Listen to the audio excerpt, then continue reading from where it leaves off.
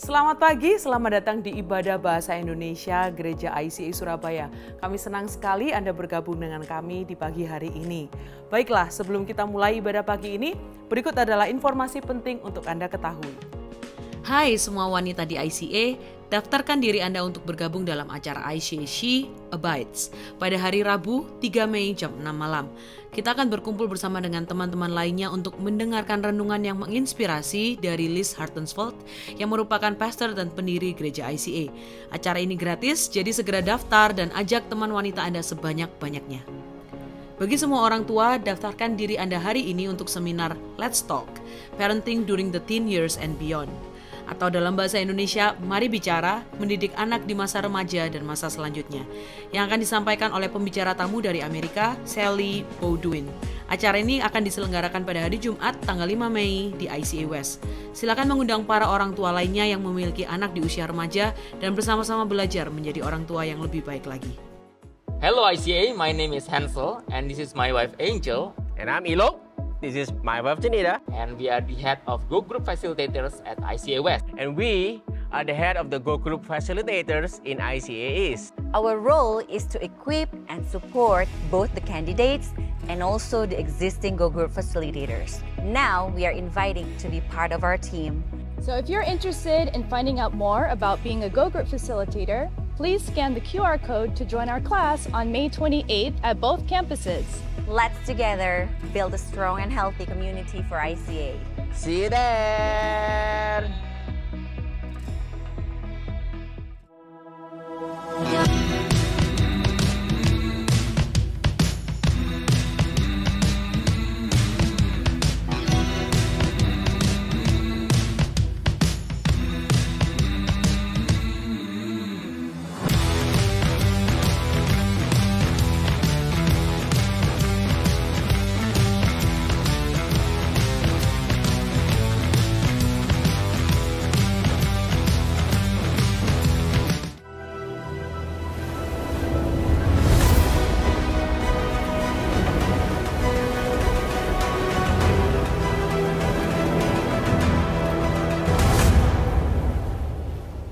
Shalom dan selamat datang di Ibadah Bahasa Indonesia dari International Christian Assembly.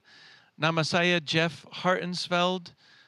Kami sendiri adalah mantan atau perintis daripada gereja di tempat ini. Dan saya senang sekali bahwa Pendeta John Taylor telah mengundang kami untuk membawa firman Tuhan pada hari ini. Saya juga mau mengatakan kepada saudara-saudara semua bahwa melayani di ICA dari merintisnya awal sampai tahun 2012 adalah pekerjaan yang paling indah di dalam pelayanan saya dan Ibu Liz. Jadi baik buat saudara yang bergabung online maupun buat saudara-saudara yang menonton secara langsung saat ini, terimalah daripada kami satu ucapan salam yang begitu manis dan begitu hangat yang hendak kami sampaikan kepada saudara-saudara.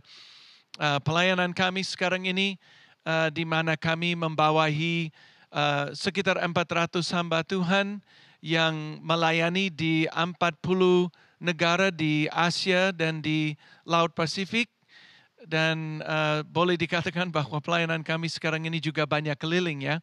Tetapi kami percaya bahwa Tuhan sementara ini menyertai kami dan juga saya percaya Tuhan juga menyertai saudara-saudara di dalam hidup pribadi saudara.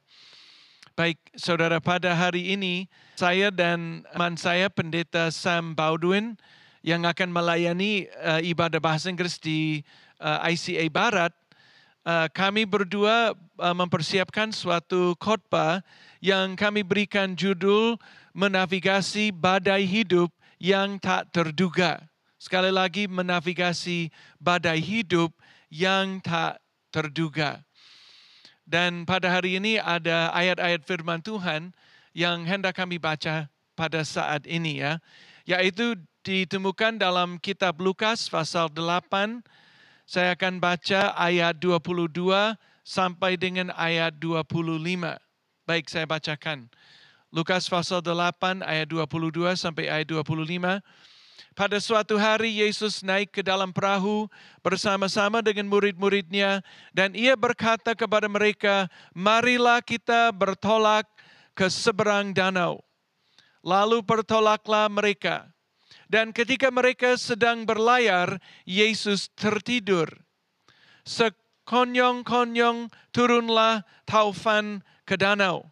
Sehingga perahu itu kemasukan air dan mereka berada dalam bahaya. Maka datanglah murid-muridnya membangunkan dia, katanya, Guru, Guru, kita binasa.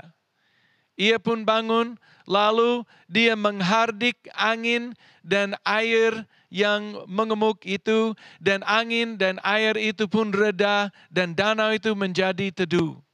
Lalu katanya kepada mereka, di manakah kepercayaanmu? Maka takutlah mereka dan heran. Lalu berkata seorang kepada yang lain, siapa gerangan orang ini sehingga ia memberi perintah kepada angin dan air dan mereka taat kepadanya. Kiranya Tuhan memberkati firman pada hari ini. Dan hendaklah saya berdoa baik buat saya dan juga buat saudara-saudara yang sedang mendengarkan firman Tuhan. Bapa kami di surga, terima kasih Tuhan untuk hari ini. Dan kami percaya Tuhan bahwa melalui firman-Mu, Engkau akan membuka hati kami Tuhan. Engkau juga akan menjamah hidup kami Tuhan.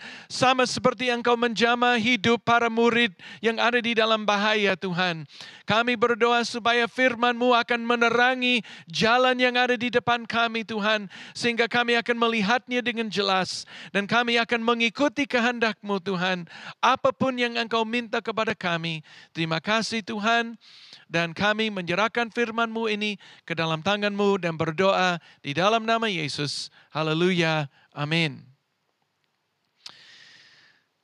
Di dalam tugas kami sebagai sekarang ini namanya Regional Director daripada Asia Pacific, saya katakan tadi bahwa kebanyakan juga saya sempat keliling, saya sempat melayani di beberapa tempat.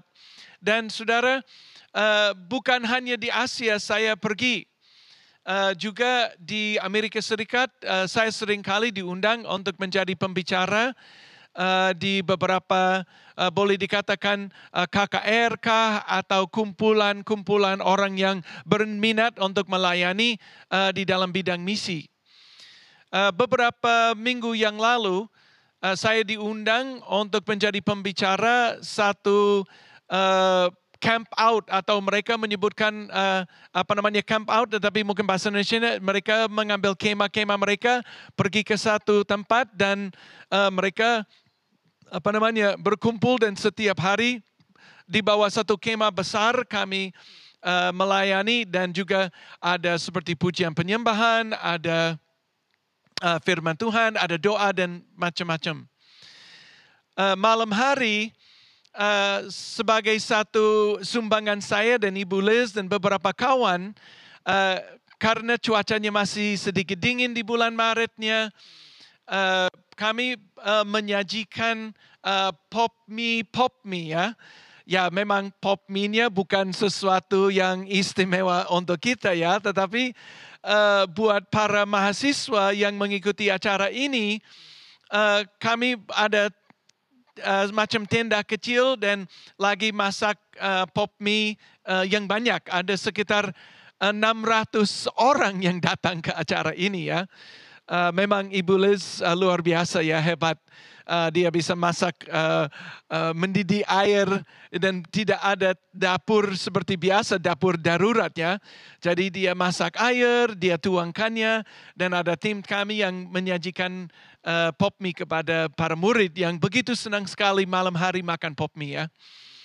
Tetapi saudara-saudara, pada satu saat sementara kami menyajikan pop mie kepada mereka, benar-benar saudara ada badai tofan yang besar sekali yang melanda kami di situ saudara. Bahkan hujannya deras saudara. Bahkannya angin tofannya itu seperti membuat satu tenda kecil yang kami pakai saat itu seperti naik angkat dan turun, angkat dan turun. Dan saya dan pendeta Tim Eckert yang mungkin beberapa saudara kenal, kami lagi memegang akan tenda itu supaya angin taufannya tidak membawanya jauh. Jadi selama beberapa waktu dan sebenarnya semalam suntuk saudara-saudara, anginnya dan hujannya dengan deras datang ya. Sebenarnya di tengah badai itu saya teriak dengan pendeta Tim, saya bilang, angin dan hujan berhenti dalam nama Yesus. Ya, tidak berhasil saudara-saudara. Bisa jadi bahwa iman saya kurang ya, saya tidak tahu. Akhirnya saya dan pendeta Tim basah koyop ya. Basah sekali, terus juga capek sekali ya. Nah, bisa jadi bahwa murid-murid Yesus di dalam cerita ini merasakan juga yang sama, saudara. Dan sebenarnya mereka harus menavigasi badai yang tiba-tiba datang di dalam hidup mereka. Dan walaupun ini adalah badai yang sebenarnya, di dalam hidup kita ada badai-badai yang melanda kami, yang mengena kami, saudara, yang boleh dikatakan masalah pribadi saudara. Ada masalah keuangan, ada masalah kesehatan, bisa jadi macam-macam yang datang kepada saudara. Dan cara menavigasikannya saudara, akan kami sampaikan kepada saudara pada hari ini. Sebenarnya ada 5 pertanyaan yang perlu dipertimbangkan saat bernavigasi badai yang datang dengan tiba-tiba. Pertanyaan yang pertama adalah, dari mana datangnya badai? Dari mana datangnya badai? Saudara perlu tahu bahwa Danau Galilea sangat rendah ketinggiannya. Bahkan ketinggiannya 200 meter di bawah ketinggian laut, saudara. Nah, dengan demikian air daripada Danau Galilea ini sangat dingin dan udara di atas sangat panas, saudara. Jadi dengan campurnya udara yang panas dan air yang dingin, sering terjadi badai yang datang tiba-tiba. Jadi bukan karena salah seseorang di sini, bukan karena mereka berbuat salah, saudara, tetapi oleh karena keadaannya, oleh karena fakta natural yang ada pada Danau Galilea ini, terjadi suatu badai yang membahayakan kehidupan dan nyawa mereka. Pasti murid Yesus merasa aman waktu berangkat karena Yesus sendiri yang menyuruh mereka naik ke perahu dan menyeberang. Jadi mungkin dengan ini saya perlu beritahukan saudara bahwa walaupun kadang-kadang badai hidup datang di dalam kehidupan saudara dan saya, sedangkan saudara mungkin sementara menjalankan tugas Tuhan atau melakukan tugas daripada Tuhan, saudara, kadang-kadang itu pun bisa terjadi badai di dalam kehidupan seseorang. Sebenarnya ini juga boleh dikatakan melambangkan halnya bahwa tempatnya mereka memang cenderung badai ya. Dengan halnya saudara tinggal di Surabaya, bisa jadi itu menyebabkan badai hidup. Ya, saya tidak tahu bagaimana hidup saudara di Surabaya sekarang ini, bahwa tetapi saya pernah dengar ada orang mengatakan, ya karena saya tinggal di sini terjadi demikian. Kadang-kadang itu berpikir bahwa oleh karena saya orang Kristen, rajin ke gereja, bayar perpuluhan, dan ikut serta dengan Pastor John di mission trip, tidak mungkin sesuatu jelek akan terjadi. Tidak mungkin suatu badai hidup bisa terjadi kalau saya melakukan yang benar. Saudara, Yesus dan murid-muridnya sedang berada dalam perjalanan misi. Mereka akan menyeberang danau ini untuk membawa kabar baik kepada orang yang lain. Tetapi badai hidup telah tetap datang di dalam kehidupan mereka. Mungkin jawaban daripada pertanyaan yang pertama ini, badai itu datang dari mana saja dan tidak seorang pun yang dapat menghindarinya. Dan saudara perlu tahu bahwa badai itu bisa terjadi pada setiap saat di dalam kehidupan seseorang. Ada yang mengatakan bahwa kalau badai terjadi di dalam kehidupan seseorang karena dia bukan orang baik atau dia melakukan kejahatan. Tetapi kita lihat di sini bahwa itu tidak benar. Pertanyaan yang kedua, bagaimana Yesus bisa tidur dalam badai? Bayangkan saudara, mereka ada di dalam perahu kecil, ada angin tofan, ada hujan deras, tetapi Yesus tetap tidur saudara. Ada dua hal. Yang pertama, dia hidup dengan damai sejahtera. Yesus memiliki damai sejahtera yang begitu dalam, yang begitu dekat kepada Tuhan, bahwa badai pun apa yang terjadi, dia tetap bisa tidur. Yang kedua, dia percaya penuh bahwa dia akan sampai ke seberang danau itu. Dia sudah perintah kepada murid-muridnya, mari kita menyeberang danau ini. Dan oleh karena dia mengatakannya, dia sudah percaya bahwa pasti mereka akan sampai ke tempatnya dengan selamat. Apa penyebab saudara tidak dapat tidur?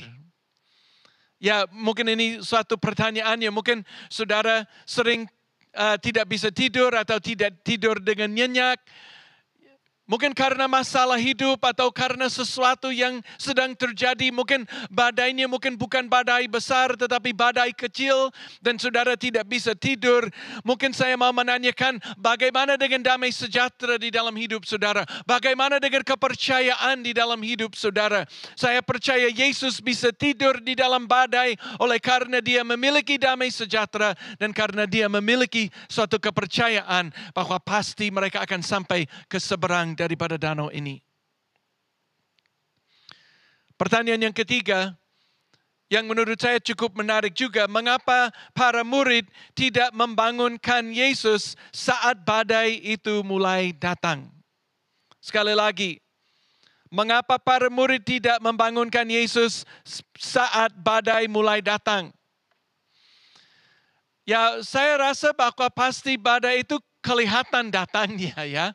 Biasanya kalau lagi musim hujan di sini, siang atau mulai hujannya sore, awan-awannya mulai gelap-gelap dan ada anginnya dan mungkin ada petirnya atau sesuatu yang lain yang seperti menunjukkan bahwa badai itu sebentar lagi datang.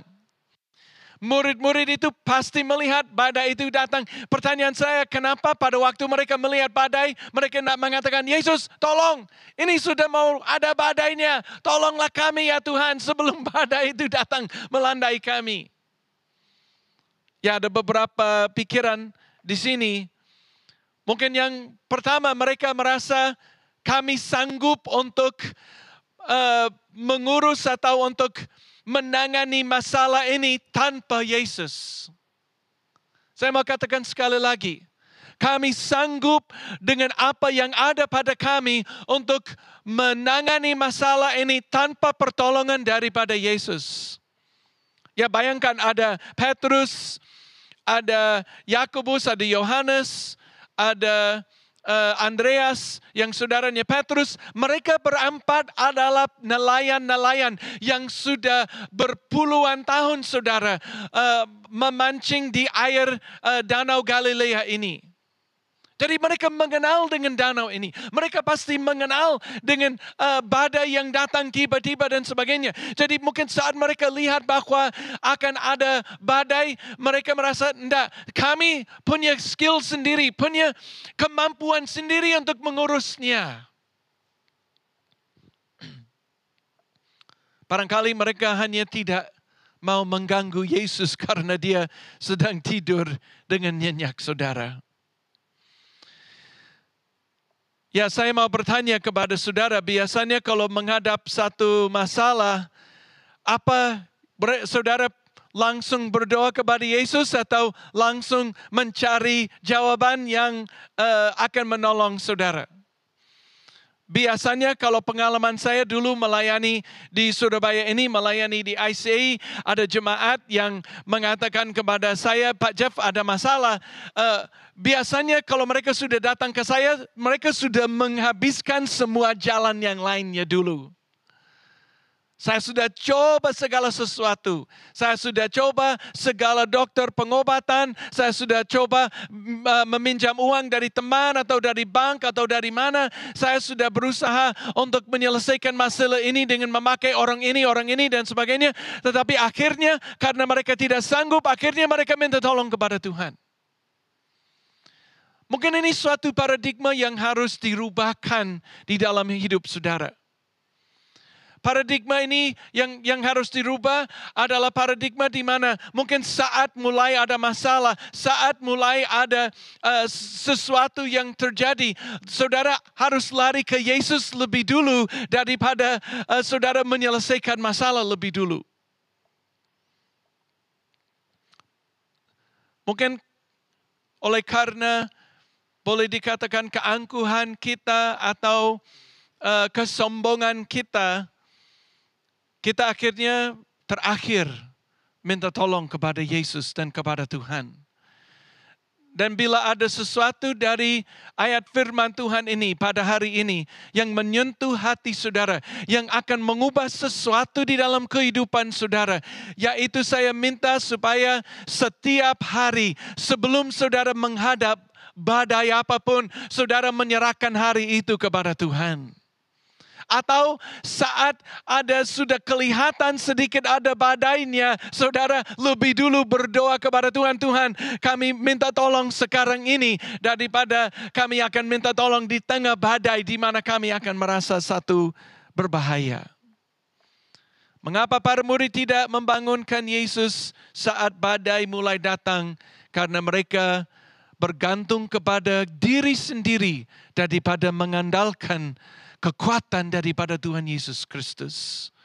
Kiranya hari ini saudara akan mengandalkan Kristus dan segala yang ada pada Dia daripada sesuatu yang lain. Pertanyaan yang keempat, apa yang ditakuti para murid dengan badai ini? Sebenarnya ada dua kali murid Yesus ketakutan. Akhir daripada ayat-ayat firman Tuhan ini di ayat 25 bagian B, maka takutlah mereka dan heran. Jadi mereka takut dua kali ya. Yang pertama, mereka takut bahwa mereka akan mati. Ya jelas ya. Sementara air menurut firman Tuhan, airnya lagi masuk ke dalam perahu itu, merasakan angin daripada taufannya ini saudara. Ini mereka merasa kami bisa mati di dalam perahu ini. Kami bisa mati, kami bisa jadi tidak bisa sampai ke seberang danau. Jadi mereka takut akan nyawa mereka sendiri. Ya, saya tidak tahu saudara, bisa jadi bahwa kalau saya juga di dalam perahu ini, saya juga akan takut saudara. Saya rasa tidak ada salah kalau kadang-kadang kita merasa satu ketakutan ya. Tetapi takut yang kedua adalah sesuatu yang lebih hebat saudara. Bayangkan kalau pada zaman Tuhan Yesus, para muridnya dan orang-orang sezamannya, sebenarnya orang yang bisa menciptakan mujizat bukan hanya Yesus. Ada dukun, ada orang pintar. Ya percayalah saudara, jangan tertawa. Benar-benar saudara pada zaman Yesus ada dukun dan ada orang-orang pintar saudara. Di mana kalau ada orang sakit, kalau ada orang yang perlu pertolongan keuangan dan sebagainya, mereka sering ke dukun atau ke orang pintar. Dan mereka lihat Yesus sebagai boleh dikatakan orang yang paling top kalau lagi mujizat. Dia bisa menyembuhkan orang buta, dia bisa menyembuhkan orang kusta, dan dia juga bisa membangkitkan orang yang sudah mati. Memang luar biasa. Tetapi saudara-saudara, para dukun dan para orang pintar tidak bisa tidak bisa mengontrol cuaca pada waktu itu. Ya, mungkin ada yang mengatakan bisa, tetapi kalau mereka lihat bahwa begitu Langsung saat Yesus mengatakan kepada angin berhenti, mengatakan kepada hujan berhenti, langsung terjadi berhentinya saudara. Nah ini saudara, saya percaya bahwa mereka boleh dikatakan menjadi takut. Tetapi yang menakutkan mereka adalah kesadaran bahwa Yesus yang mereka kenal benar-benar adalah Tuhan.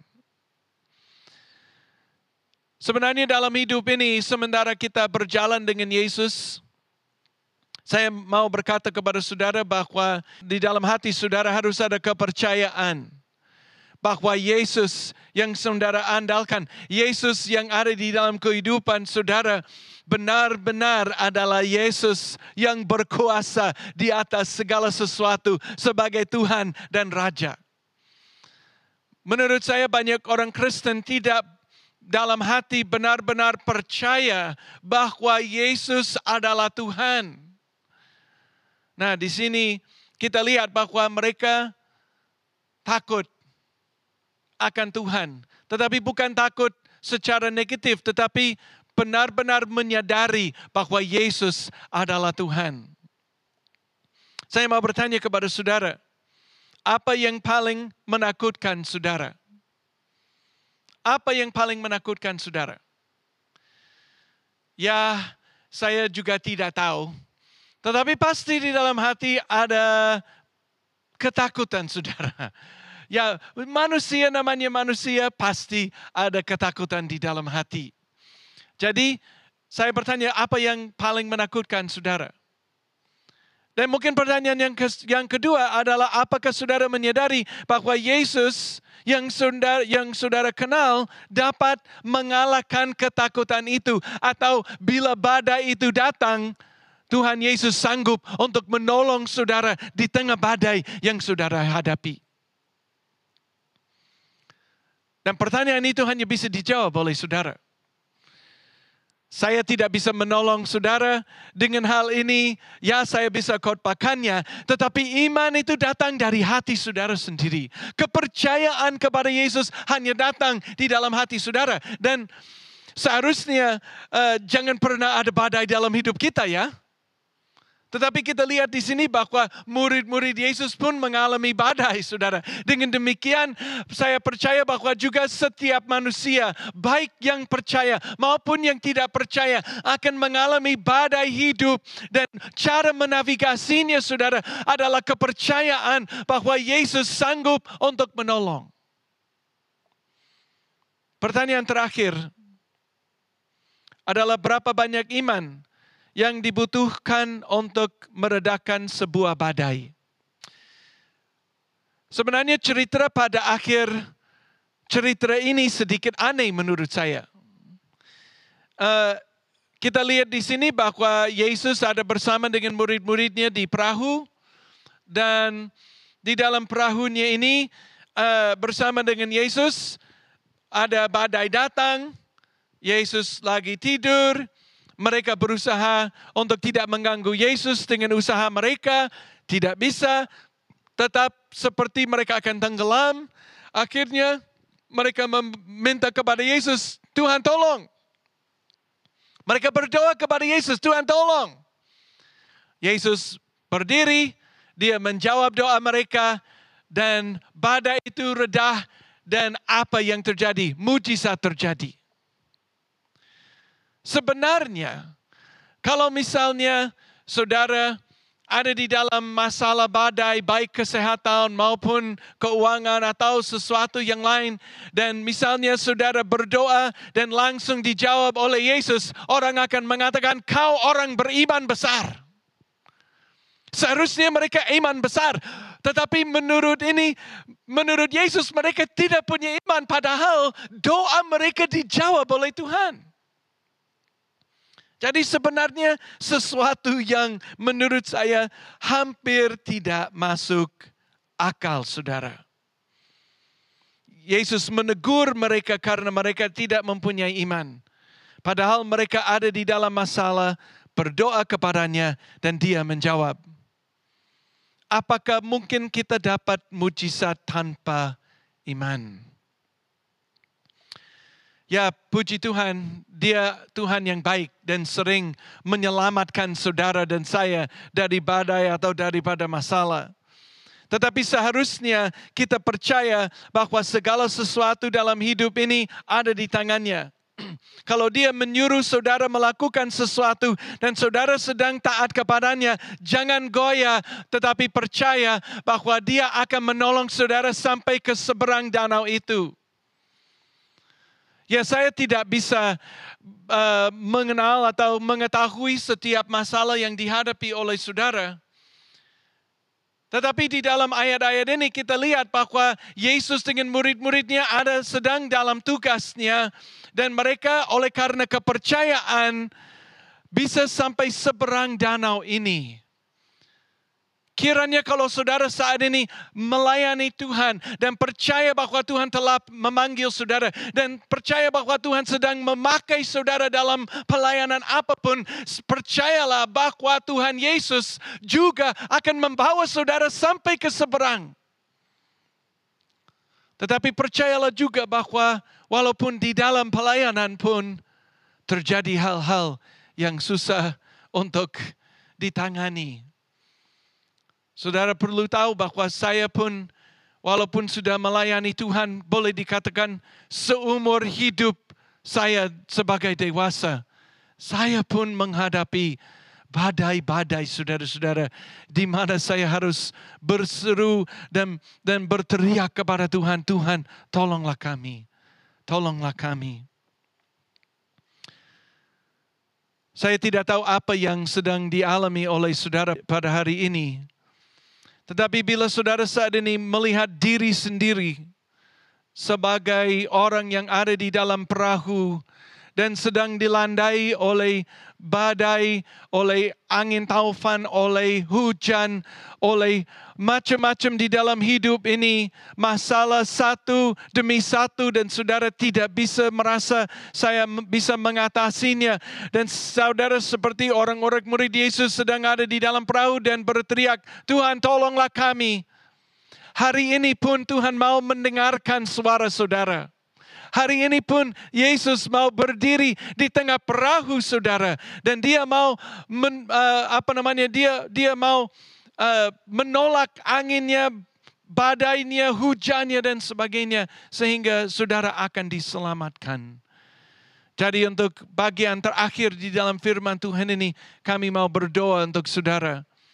Bila saudara lagi menonton online atau saudara ada di dalam ibadah secara langsung, mungkin saya minta setiap orang tutup mata dan tunduk kepala. Bila saudara ada di rumah sendiri mungkin tidak perlu, tetapi hanya menghormati kehadiran Tuhan di dalam ruang di mana saudara berada.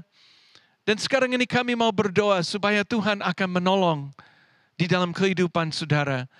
Dengan demikian, silakan saudara sekarang ini berdoa dengan kami dan percaya bahwa saat ini Tuhan menolong.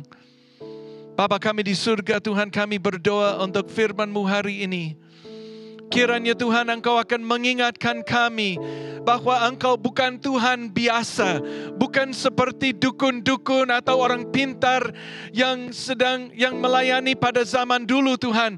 Tetapi sekarang ini murid-murid Yesus waktu firman Tuhan ini menyadari bahwa Engkaulah Tuhan di atas segala sesuatu. Tolonglah kami Tuhan supaya hari ini kami menyadari kembali bahwa Engkau Tuhan di atas segala sesuatu Tuhan.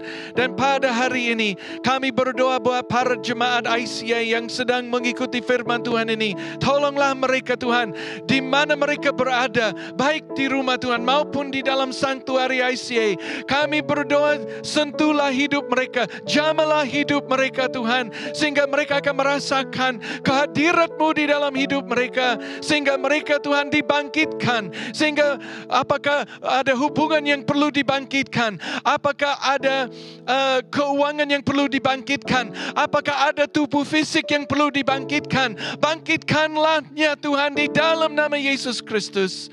Kami percaya Tuhan bahwa Engkau berada bersama dengan kami di dalam perahu ini, di tengah badai ini Tuhan. Tuhan, sehingga Engkau Tuhan yang penyelamat daripada manusia semua Tuhan akan menjadi penyelamat kami pada hari ini pun juga Tuhan. Tolonglah kami Tuhan supaya setiap kali Engkau berikan tugas kepada kami taat Tuhan. Dan kami menyeberang danau Tuhan dalam keadaan apapun oleh karena Engkau yang menyertai. Terima kasih Tuhan pada hari ini untuk firman-Mu. Kiranya firman-Mu memberkati setiap jemaat yang telah mendengarkannya. Sekali lagi Tuhan, tolonglah setiap jemaat yang sedang merasa dirinya tidak di tengah badai Tuhan. Sehingga mereka akan merasa diselamatkan hari ini, besok, dan seterusnya Tuhan. Terima kasih untuk firman-Mu. Dan kami berdoa di dalam nama Yesus. Haleluya. Amin. Amin. Tuhan memberkati saudara.